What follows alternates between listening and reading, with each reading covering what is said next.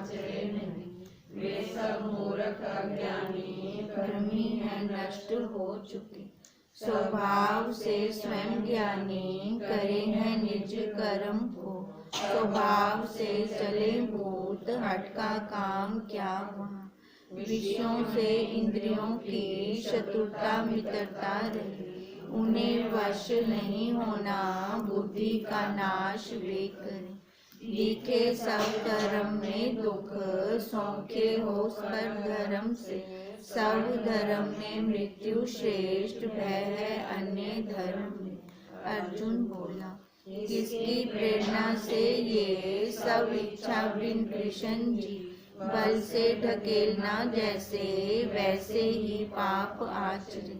श्री भगवान बोले, यही काम यही क्रोध है रजोगुण से हुआ।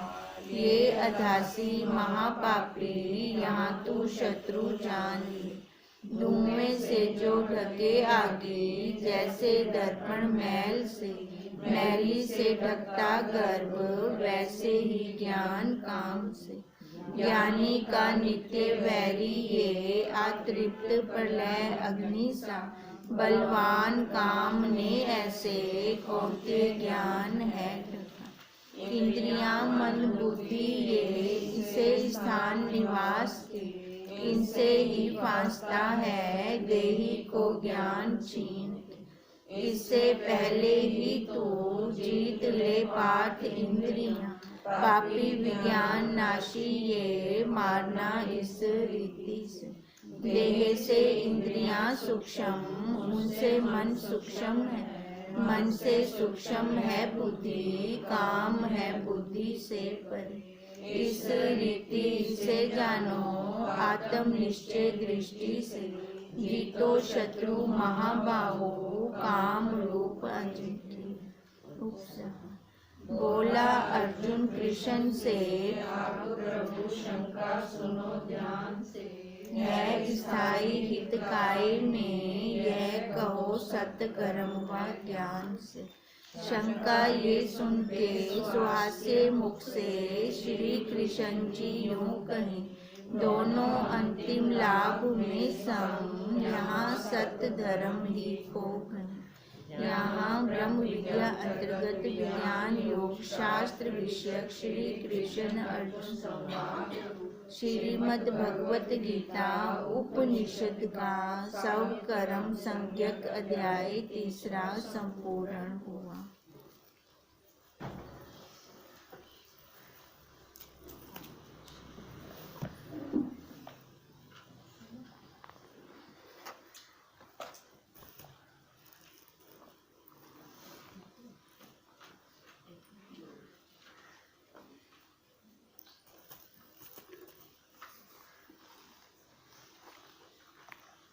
हमारा चल रहा था कि नर्क के 3 द्वार बता रहे थे, काम क्रोध लोभ। इसमें ही जीव उलझ के रह जाता है और यहीं से ही फिर उसके कर्म बनने शुरू हो जाता है। हमने पीछे भी किया था कि शरीर क्या है, अंधा है ना, देख नहीं पाता है ये, और साक्षी बिना इंद्रियों के है। अब वो बिना इंद्रियों वाला कुछ नहीं कर सकता और शरीर ये देख नहीं पाता। जब ये दोनों मिल जाते हैं तो ये फल इकट्ठे मिल के खाते हैं। अब फल क्या थे, शुभ और अशुभ, मतलब दुख और सुख वाला फल लेते हैं।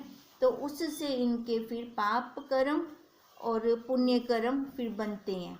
अब जब दोनों मिल गए तो बने। अब ये दोनों मिलते हैं तो वो क्या करते हैं, ये नर्क के 3 द्वार खुल गए। काम हो गया, लोभ हो गया, मोह हो गया। अब कहते हैं 3 द्वार नर्क के जान, काम क्रोध और लोभ पहचान। अब जो जिसको ये समझ में आ जाता है, जो ये पहचान जाते हैं कि नर्क के द्वार हैं। अब उसका क्वेश्चन याद है हमें, उसका क्वेश्चन क्या था,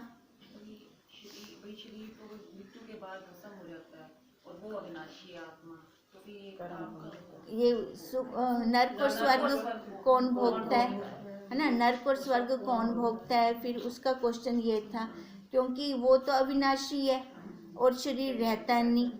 अब यही फिर बता रहे हैं कि तब दुख सुख ही नरक स्वर्ग हुआ, जिसका मूल अपने वास्तव स्वरूप का अज्ञान और देह अभिमान। अब मूल वो जीव बन गया, दोनों ने फल इकट्ठे तोड़े तो उसने ये सारे कर्म किए। अब ये कर्म उसने कैसे किए? अज्ञानता के कारण। जिस व्यक्ति में इन दो रोगों की निवृत्ति हुई है, उसको न हर्ष है न शोक है, न नरक है न स्वर्ग है उसके लिए।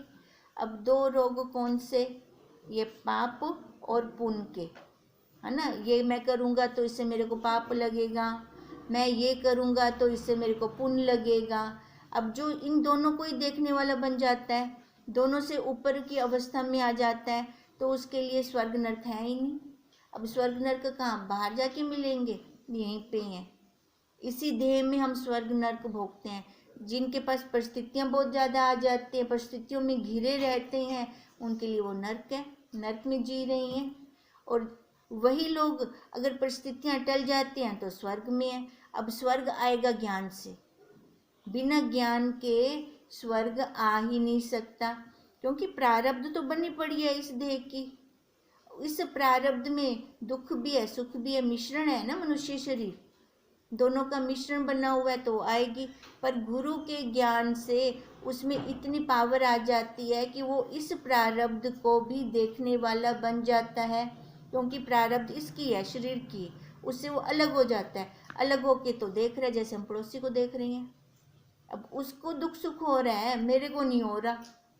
अब इतनी ज़्यादा पुरुषार्थ की हमें ज़रूरत है, साथ में रहते हुए हमें वो अलग से दिखाई दे। इसलिए गुरुदेव कहते हैं कि हर क्रिया करते हुए हमें अपनी इंद्रियां आगे नाचती हुई दिखाई दें। अगर वो हमें आगे नाचते हुए दिखाई देती हैं तो वहाँ पे कर्तापन नहीं आएगा, वहाँ पे अहंकार नहीं आएगा। जो हम कर्म करते हैं ना, तो वहाँ पे अहंकार ले आते हैं। थोड़ा सा भी कर्म किसके लिए कर दिया तो वहाँ पे अहंकार आ गया। अब अहंकार से वही कर्म हमारे बनते गए। उसको न हर्ष है न शोक है न नरक है न स्वर्ग है। वह इन सर्व उपाधियों से रहित अस्थि भांति प्रिय रूप नित्य मुक्त है। कौन मुक्त है? जो ज्ञान में आ जाता है, जो दोनों को देख रहा होता है। द्वैत भावना का नाम ही नरक है।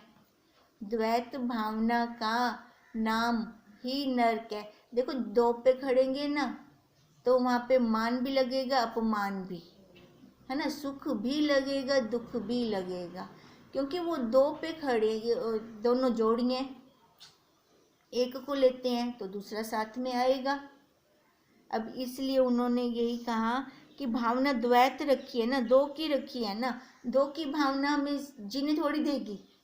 आज तक जी रहे थे द्वैत में, कितना अंदर से तपन तपन तपन हो रही थी, ये इसका है ये मेरा है।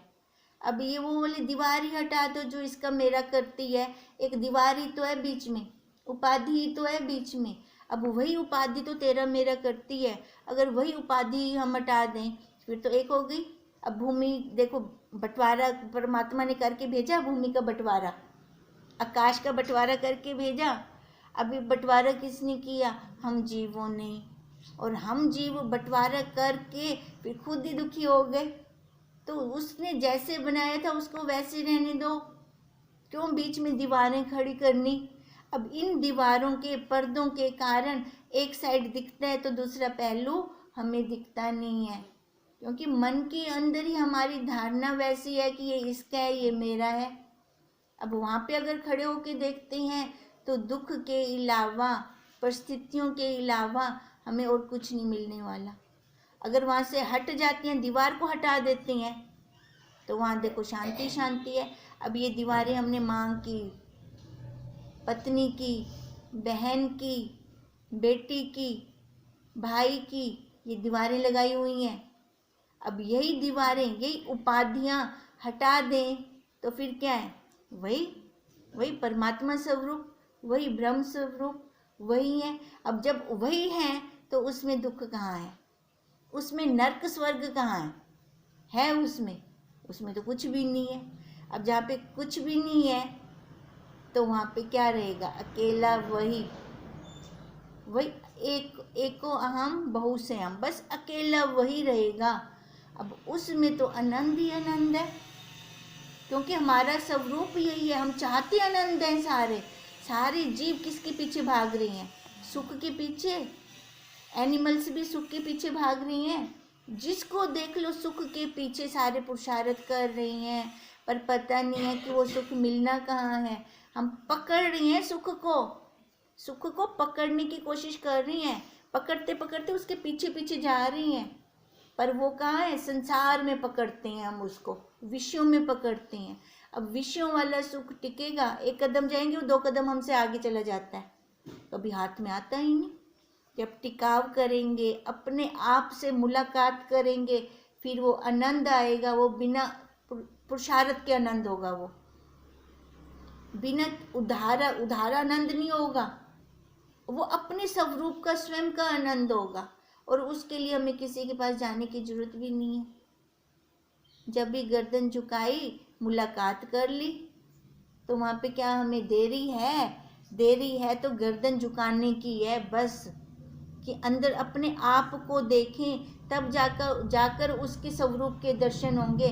हम क्या करते हैं? हम बाहर देखते हैं। अब जब तक मैं बाहर देखती रहूँगी तो अंदर कैसे देखूँगी? और बाहर भी मैं किसको देख रही हूँ? संसारियों को ही।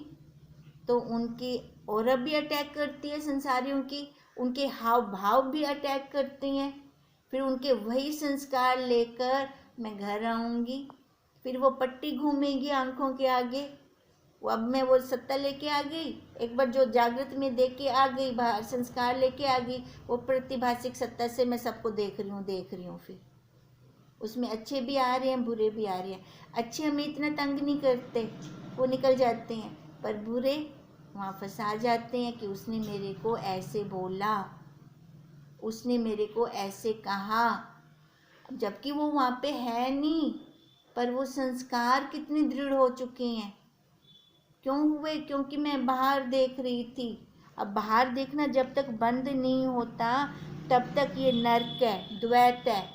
ये द्वैत भावना का नाम ही नर्क है। इससे सदा मैं तू, यह वह, मेरा तेरा, इसका उसका, पर स्वयं, शत्रु मित्र, शुभ अशुभ की भावना हृदय में स्थिर होकर मन को व्यर्थ के संकल्पों से विक्षिप्त मत करें। हम देखो अब ये सारी क्या बताई हैं उन्होंने? जोड़ियां बताई हैं ये वाली सारी। अब यही जोड़ियां तो हमें दुखी कर रही हैं। अब इन जोड़ियों के अंदर आते हैं तो फिर सारा मेरा तेरा है ना, एक को लेंगे तो दूसरा भी साथ में आएगा। कहते हैं ये व्यर्थ के संकल्प हैं। अब इन संकल्पों को हमें छोड़ना है, क्योंकि इससे हमारा मन विक्षिप्त होता है। मैं गरीब तो सामने वाला अमीर दिखाई दे रहा है, ये सामने वाला अमीर दिख रहा है तो इधर गरीबी की भावना आ रही है। अब विक्षिप्तता आ गई मन में, उसके पास इतना सामान है, मेरे पास है नहीं। उसने भी वो छोड़ के जाना है, चाहे 10 कमरे हैं उसके पास, बड़ी कोठी है, तूने भी यही छोड़ के जाना है। रहने को जगह तो मिल रही है। अब वैसे देखा जाए जितना छोटा घर होता है उतनी सुविधा ज़्यादा होती है कि नहीं होती? अपना काम जल्दी होता है, समेटा समेटी जल्दी हो जाती है। बड़े काम के लिए हमें फिर आगे कुछ रखना पड़ता है काम के लिए, क्योंकि इतने बड़े घर की सफाई खुद तो होती नहीं, और फिर उसके ऊपर डिपेंड रहना पड़ता है, वो आए चाहे ना आए। फिर देखो कितनी विक्षेपता होती है। अब ये क्या किया हमने? खुद बुलावा दिया। किसको? दुखों की लड़ी को हमने खुद बुलावा दिया। अब इसलिए गुरुदेव कहते हैं कि इन भावनाओं को जब तक हम हृदय से निकालते नहीं हैं तब तक हमारे संकल्प ही हमें विक्षिप्त करते रहेंगे। एकता का नाम स्वर्ग है, जिससे सर्वलौकिक और व्यवहारिक कर्म, शब्द और उनके अर्थ मन से निवृत्त होकर सदा स्थिति आनंद में रहेगी। अब एकता किस में हो हमारी? एकपन किस में हो हमारा? हमारे स्वरूप में। मुट्ठी बंद होती है एकता होती है ना, जैसे वो लकड़ियों का हमें कहानी सुनाते थे, लकड़ियाँ इकट्ठे कर दी, अब दी बच्चों को तोड़ने के लिए तो कोई तोड़ ना पाया, अलग अलग एक एक लकड़ी दी तो सबने तोड़ दी। अब एकता में एकजुटता है ना, उसको कोई नहीं तोड़ सकता। अब ऐसे ही इंद्रियों की एकता करें। एकता क्या करें? उनको अपने अंदर, अपनी वृत्ति को अंदर ले जाएं। जैसे कछुआ सारी इंद्रियां सिकोड़ लेता है तो उसको कोई मार नहीं सकता, कैसे उसके ऊपर कवच सा आ जाता है। अब ऐसे ही हम अपनी इंद्रियों को अपने मन के अंदर ले कर दें, उनके विषयों को ले कर दें। इंद्रियों के विषय है ना, वही तो हमें बाहर की तरफ लेके जाते हैं। जब उन विषयों को हम अंदर ले करते जाएंगे, फिर देखो वो एकजुट हो जाएंगी हमारी, और पावर बढ़ेगी कि नहीं बढ़ेगी? वो पावर हमारे पास है, पर हमने अपनी पावर को बाहर बिखेर रखा है। पति मेरे को सुख दे, बच्चे मेरे को सुख दे, जिसको भी देखो वो ही मेरे को सुख दे। क्यों दे? किस लिए दे? सामने वाला भी तो चाहता है, उसकी भी तो यही डिमांड होगी कि ये मेरे को सुख दे। इससे अच्छा ना लो ना दो, अपने में मस्त रहो। जब अपने में मस्त रहना आ जाएगा ना, तो बाहर का उधारा सुख हमें अच्छा भी नहीं लगेगा। वो विषयों का है, किसी का उधारा है। अगर आज मैं किसी से कोई सुख ले रही हूँ तो कल मेरे को उसको देना भी पड़ेगा। अगर नहीं दोगे तो फिर सामने से देखो कैसी प्रतिक्रिया होती है। मैं तो शादी पे उसका इतना काम करवा रही थी, अब मेरे घर शादी है तो वो आती ही नहीं है। होगी ना, प्रतिक्रिया होगी। अब ना चाहते हुए भी मन के अंदर वो भाव आ गए। अब जैसे ही भाव आए वैसे ही कर्म बन गया। अब उस स्त्री का जैसे बन गया था, मैं संत ऐसे होती हैं, मैंने खाना भी खिलाया है, हाँ, जाते जाते मेरे बच्चे को लात भी मारता जा रहा है। भाव आया, अब कर्म बने, वहाँ से सृष्टि चली। यही सृष्टि को रोक तो कोई लगाने वाला आएगा कि नहीं आएगा? हमारी फैक्ट्री तैयार हो रही है रोक लगाने के लिए। अब इतने से हम अगर खुद निकल जाते हैं, सृष्टि पे कोई असर पड़ेगा? वो तो वैसे की वैसी रहेगी। पर हमारा जन्म और मरण का चक्कर, जन्म और कर्म का चक्कर वो छूट जाएगा, क्योंकि हम चाहते यही हैं। चाहते हैं कि अब दोबारा जन्म ना हो। हम जैसे संकल्प छोड़ते हैं वायुमंडल में, वो फलीभूत होते हैं हमारे संकल्प। बहुत लोग तो ऐसे बेचारे हैं जो कहते हैं कि मेरे को आगे इस जन्म में मैं मैथ की टीचर नहीं बनी, अगले जन्म में बनूंगी। देखो दया की पात्र लगते हैं। अब वो क्या ये शरीर लेंगे तो क्या दुख नहीं आएगा? मिश्रण है ना ये, दुख सुख दोनों आएंगे। मेरे इस जन्म में मैं डॉक्टर नहीं बन पाई तो अगले जन्म में मैं जरूर डॉक्टर बनूंगी। बताओ, ये संकल्प छोड़ने वाली संकल्प है। अगर संकल्प छोड़ना ही है, बनना ही है, तो कहो कि मैं ब्रह्म ज्ञानी संत बनूंगी, ऋषि बनूंगी, अपनी ऋषि परंपरा को चलाऊंगी। हम राज ऋषि हैं तो हमारी भी तो परंपरा है, मैं राज ऋषि परंपरा को चलाऊंगी।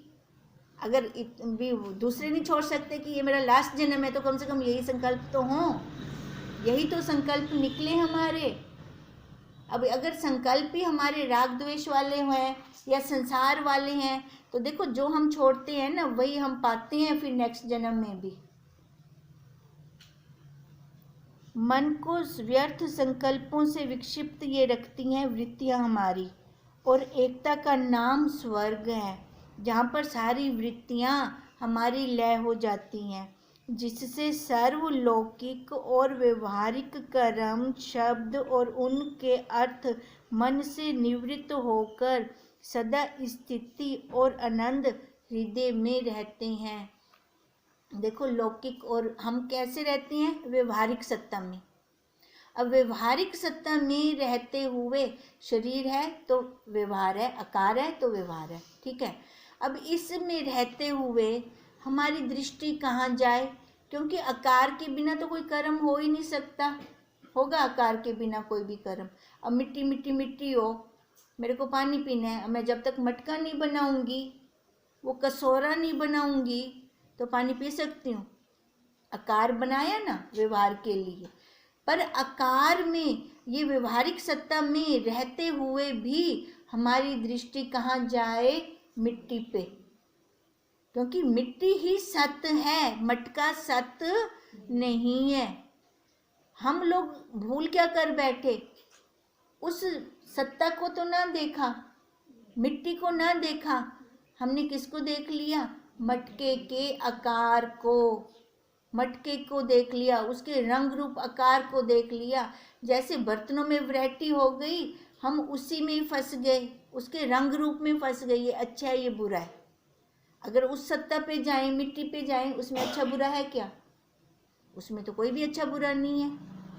अगर इन आकारों में बैठते हैं तो हम फंसते हैं, जबकि हमें लय कहाँ करना था व्यवहारिक सत्ता को? परमार्थिक सत्ता में।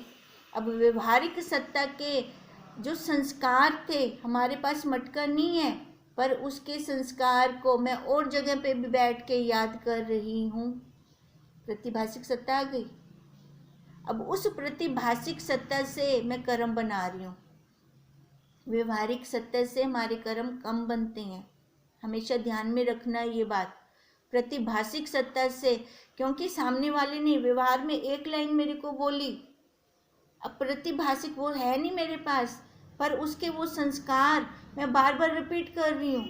अब रिपीट करते करते करते मैं अपने कर्म बना रही हूँ। वो उसने एक बार बोला, मैंने कितनी बार बोला। अब ये प्रतिभाषिक सत्ता होगी जो सामने नहीं है पर उसके संस्कार है। अब उसके संस्कारों से मैंने अपने कर्म ज़्यादा बना लिए। अब मैं छूटूंगी कैसे? अगर व्यवहारिक सत्ता में मेरे को ज्ञान सही होगा, सम्यक ज्ञान होगा, क्योंकि व्यवहारिक सत्ता से ही हम उलझते हैं। व्यवहारिक सत्ता में अगर मेरे को सामने ज्ञान होगा कि ये मटका है, व्यवहार करने के लिए है। अब मटके की एक्सपायरी भी है, आकार है तो उसकी एक्सपायरी भी है। मिट्टी की एक्सपायरी है क्या? नहीं, मिट्टी की कोई एक्सपायरी नहीं। अब ये मेरे को दिया है परमात्मा ने व्यवहार करने के लिए, बनेगा भी टूटेगा भी, पर तू इसमें फंसना नहीं, तू इसमें फंसना नहीं। इसमें क्या देखना? वही एक सत्ता, वही एक मिट्टी को देखना जो सत्य है, सत्य रहेगी। अब देखो वो परमार्थिक सत्ता कभी बिगड़ी कभी बनी, आज भी है, कल भी रहेगी, आगे भी रहेगी, पहले भी वही थी, तीनों कालों में थी। पर मटका था क्या तीनों कालों में? मटका नहीं था। हम लोगों से भूल क्या हो जाती है कि हम मटके पे आकर रुक जाते हैं, वहाँ पे हम आगे नहीं चलते। मेरे पास आया तो मैं खुश हो गई बहुत ज़्यादा, अगर मेरे से कोई लेके जाएगा तो मैं दुखी भी हो जाती हूँ, क्योंकि मटके पे रुकी ना। अगर मैं परमार्थिक में रुकती तो ना वहाँ दुख था ना सुख था, ना रोना था ना हंसना था वहाँ पर। अब गुरुदेव यही बार बार हमें समझा रहे हैं कि व्यवहारिक कर्म खाली शब्द मात्र हैं, इन शब्दों को शब्दों में ही रहने दें। जो व्यवहार हम करते हुए हमें लग रहा है बहुत सच्चा लग रहा है, सच्चा और पक्का लग रहा है मेरे को वो व्यवहार करते हुए, पर है नहीं। औरों की बात छोड़ो, इसके साथ भी तो कितना व्यवहार करते हैं। जो ये शरीर लेके बैठे हैं इसके साथ हम कितना व्यवहार करते हैं। जब व्यवहार करते हैं तो हमें ये सच्चा और पक्का लगता है कि नहीं लगता? लगता है। पर ये है क्या? ये तो हम सबकी अनुभूति है, नहीं है, ये सच्चा और पक्का नहीं है। सच्चा और पक्का कौन है? जो आज तक भी नहीं बदला, जो हमें छोटा सा छोटा भी ज्ञान करवा रहा है। अगर उस पे दृष्टि टिकती है तो हमारे लिए स्वर्ग ही स्वर्ग है। ये हमारा सारा विश्लेषण क्यों हो रहा है? क्योंकि उसने पूछा था ना स्वर्ग और नर्क क्या है, फिर वो कौन भोगता है। अब देखो, अब दोनों इकट्ठे रहेंगे। मिट्टी भी कली कुछ क्या नहीं कर सकती, कुछ नहीं कर सकती मिट्टी भी। जब वो मिट्टी आकार में आती है तब उसका व्यवहार बनता है। अब ऐसे वो सत्ता जब इस आकार में आई तभी हम ज्ञान ले रहे हैं। अब ज्ञान लेकर ही हम छूट सकते हैं, दोनों को अलग अलग कर सकते हैं। बनी पहले खिचड़ी थी, लास्ट में भी खिचड़ी रहेगी, पर मध्य काल की अवस्था में जहाँ ये बिगड़ता है वहाँ ये सुधर भी सकता है। शर्त इतनी कि तत्वज्ञ गुरुदेव का होना बहुत जरूरी है। तत्वज्ञ गुरुदेव के बिना हम छूट नहीं सकते। हम कहीं अपनी बुद्धि के बल से छूटेंगे, पॉसिबल नहीं है। हम अपनी बुद्धि के बल से नहीं छूट सकते। गुरुदेव की शरण में जाएंगे ना तो देखो हमारा काम बहुत आसान हो जाएगा। कैसे आसान होगा? थोड़ा हमारा पुरुषार्थ, थोड़ा उनका भी हमारे साथ चलता है। जब हम दीक्षा लेते हैं ना, आधी पावर वो हमें अपने को देते हैं, अपने शिष्यों को देते हैं कि इनका काम बहुत सुगमता से चलना शुरू हो जाए। अब इसलिए गुरु दीक्षा का निर्धारण तभी तो हुआ क्योंकि मनुष्य जो जा रहा था अपनी दिशा से जा रहा था, गुरुदेव ने दीक्षा देकर उसकी दिशा ही बदल दी। अब हमारी दिशा बदली कि नहीं बदली? कैसे जा रहे थे हम? अंधाधुंध अंधों की तरह जा रहे थे। मैं जो कर दी पिया वो सही है ना? कितना अपने ऊपर घमंड था, मैं जो कर रही हूँ वही सही है। पर गुरुदेव ने कैसे मोड़ मोड़ दिया। अब खुद को लगता है, अपने आप को लगता है नहीं वो सही नहीं था। ये तो देखो गुरुदेव की कितनी बड़ी कृपा है हमारे ऊपर, कितनी बड़ी कृपा हमारे ऊपर बरस रही है। अब ये कृपा, कहते हैं हयात गुरु हो ना तो जल्दी जल्दी अपना काम बना लो। वैसे तो हैं, अंग संग हैं हमारे पास गुरुदेव, पर देरी मत करो। उसमें देरी हमें बिल्कुल भी नहीं करनी चाहिए। जल्दी जल्दी, अगर हमें समझ भी है, बुद्धि भी है, हमें पता भी है कि मेरे को अब छूटना है ना, ये संसार मेरे को अच्छा नहीं लगता, यहाँ कुछ रखा नहीं है, इतनी भी समझ है तो काम बना लो। फिर जल्दी जल्दी अपना काम बना लो। अब जितनी जल्दी हम अपना काम बनाएंगे ना, उनके संकल्प हमारे साथ चल रहे हैं, हमारे गुरुदेव के संकल्प हमारे साथ चल रहे हैं। अब हम देरी ना करें क्योंकि हम सारे जिज्ञासु हैं, हम सारे यही चाहते हैं जिससे सर्वलौकिक और व्यवहारिक कर्म, शब्द और उनके अर्थ मन से निवृत्त होकर फिर हमारी स्थिति कैसी रह जाती है। देखो व्यवहारिक सत्ता को अब मैंने जान लिया, ये खाली व्यवहार के लिए मटका, मिट्टी सत्य है इसमें। अब ऐसे ही सब मटकों को मैंने जान लिया कि जितने भी आकार हैं, पति का, बच्चों का, है ना, और परिवार के संबंधियों का, ये खाली व्यवहार के लिए ही है कि मेरे कर्म थे इनके साथ, कर्मों का ही तो मेलजोल था। अब वो कर्म थे, वो कर्म मेरे को भोगने हैं, अच्छे भी बुरे भी। मैंने उनको सुख भी देने हैं, मैंने उनको दुख भी देने हैं, उन्होंने भी मेरे को सुख भी देना है, दुख भी देना है। ये तो सिलसिला चलता ही रहेगा ऐसे। पर हम देखने वाले बन जाएं तो हम छूट जाएंगे। किसी से राग भी ना करें, किसी से द्वेष भी ना करें, उपराम होकर अपनी गाड़ी को चलाते जाएं। बस ये शरीर रूपी गाड़ी हम चलाते जाएं उपरामता के साथ। फिर देखो अपना काम बनता है कि नहीं बनता। अगर उपरामता में आते हैं तो हमारी स्थिति आनंददायक हो जाती है, आनंद वाली हो जाती है। हम क्या चाह रहे थे? सुख, पर उसकी हमें डेफिनेशन नहीं पता थी।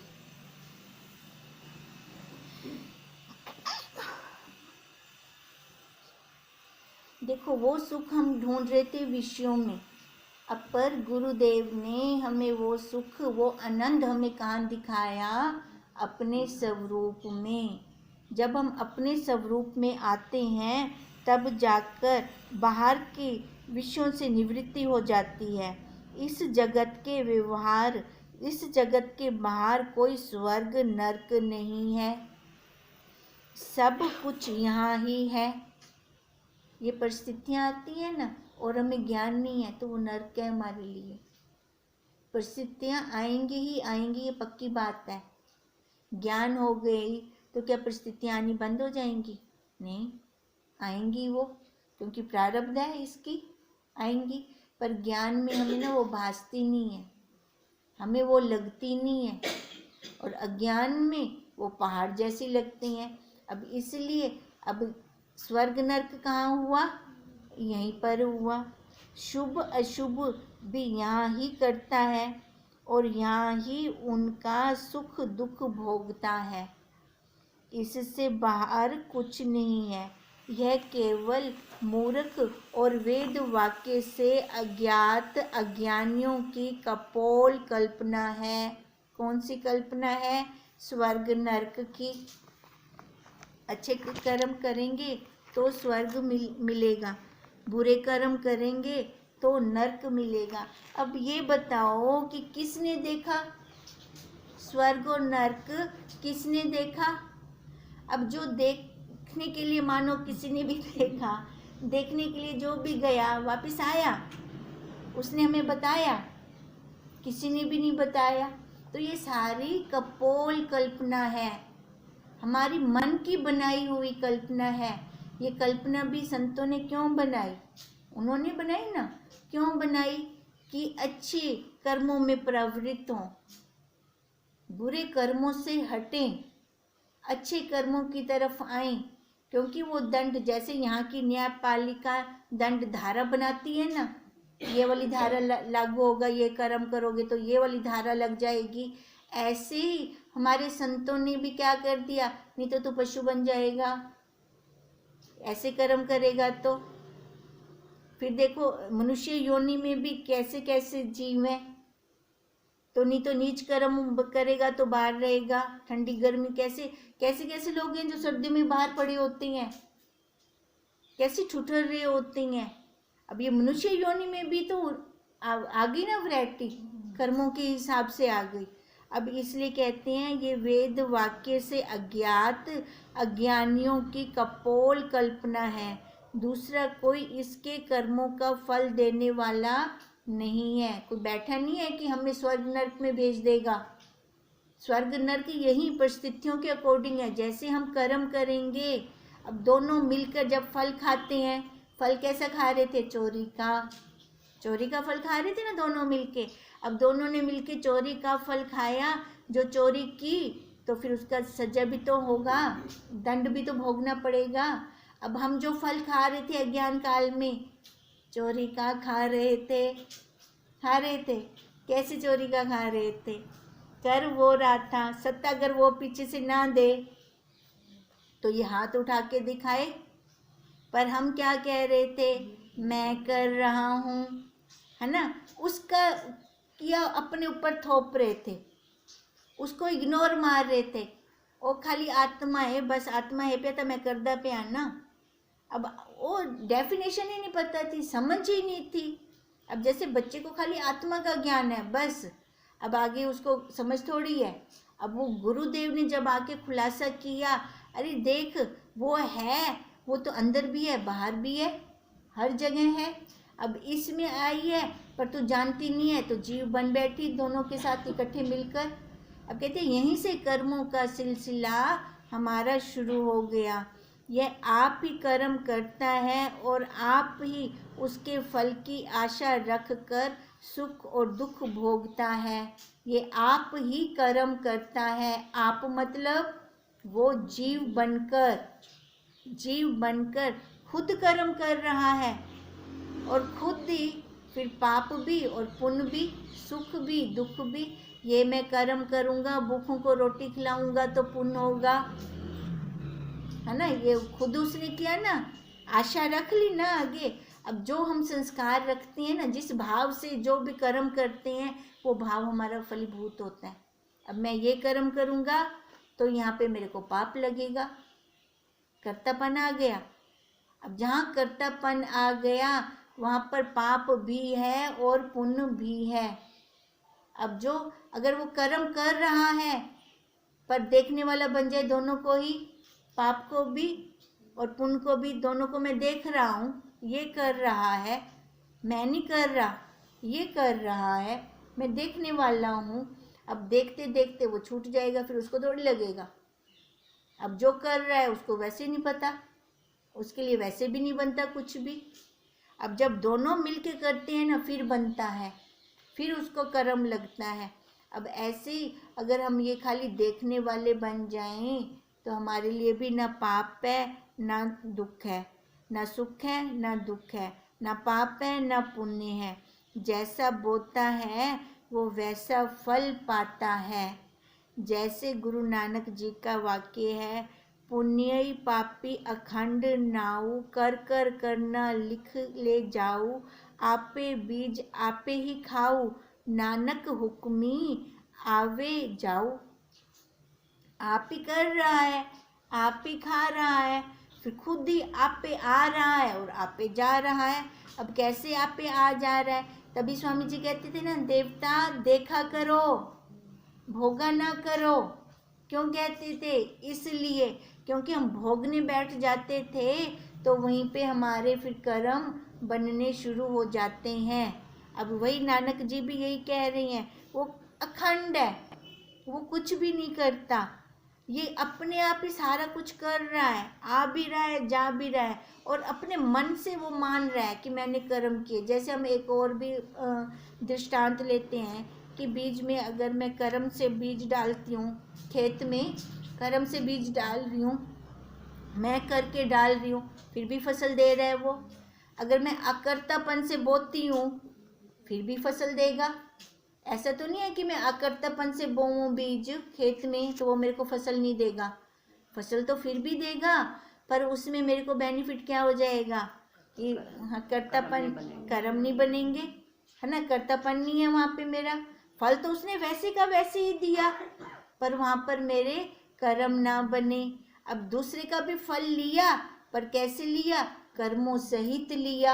अब जो कर्मों के सहित लूंगी उसको भोगने के लिए फिर दोबारा भी आना पड़ेगा। अब ऐसे कर्मों को सेक देना है। अब जैसे कर्म किया, अकर्तापन से बीज बो दिए, अकर्तापन से व्यवहार कर दिया घर में, तो ये सेक हो गया हमारा कर्मों को। अगर बीज को सेक दो दोबारा उगता है? नहीं उगता है ना। तो ऐसे ही हम सेक दें अपने कर्मों को, ये ध्यान में रख के चलें हम। अगर ध्यान में रख के चलेंगे तभी ये जन्म मरण के चक्कर से हम छूट पाएंगे, नहीं तो हमारे पास और कोई रास्ता नहीं है। इसलिए हम कहते हैं कि ये मेरा लास्ट जन्म है, कि वो बुद्धि में दृढ़ हो जाए। अब जैसा संकल्प होगा वो प्रकृति हमारी हेल्प करती है, फिर वो हमें याद करवाती है, फिर वो आगे आ जाता है उसका। बोला बन दीपिए, बनने में मुसीबत है, बनना ही छोड़ दो तो उसमें वो बनावट वाला है क्या? वो अगर बनावट वाला है तो हम बनावट वाले बने। जब वो बनावट वाला ही नहीं है तो हम क्यों बने बनावट वाले? उसने आकार दिए अब हमारे कर्म को भुगतान करने के लिए। फिर हम देखें, अपनी सूक्ष्म दृष्टि के साथ देखें, क्या मैं कर्मों का भुगतान कर रही हूँ या बना रही हूँ? सूक्ष्म दृष्टि के साथ देखें, क्या मैं कर्मों का भुगतान कर रही हूँ या बना रही हूँ? अपना आंसर आप पे मिलेगा, अपने आप मिलेगा हमें। फिर अगर हमारा आंसर सही है तो अच्छी बात है, अगर सही नहीं है तो सजग हो जाए, है ना। मैं अब किसी और को क्यों कहूँ, किसी को क्यों कहूँ? मैं अपने आप को कहूँगी। अपने सिर के ऊपर मैं अपना हाथ स्वतंत्रता से रख भी सकती हूँ, चाहे तो उसको 2 थप्पड़ भी लगा दूँ। अब दूसरे को थोड़ी कह सकती हूँ, कह सकते हैं हम दूसरे को नहीं कह सकते। अपने आप को हमने सुधारना है, दूसरे की तरफ हमने उंगली नहीं उठानी। तभी अब देखो आंसर मिल गया उसका। पाप और पुण्य कैसे हुए? वो खुद आप ही कर्म कर रहा है और आप ही उसका फल भोग रहा है। अब आप कर्म करेगा, चाहे पाप वाला चाहे पुण्य वाला, तो स्वर्ग नरक उसके यही है, कहीं बाहर नहीं है। हरि ओम तत्सत, हरि ओम तत्सत, हरि ओम तत्सत।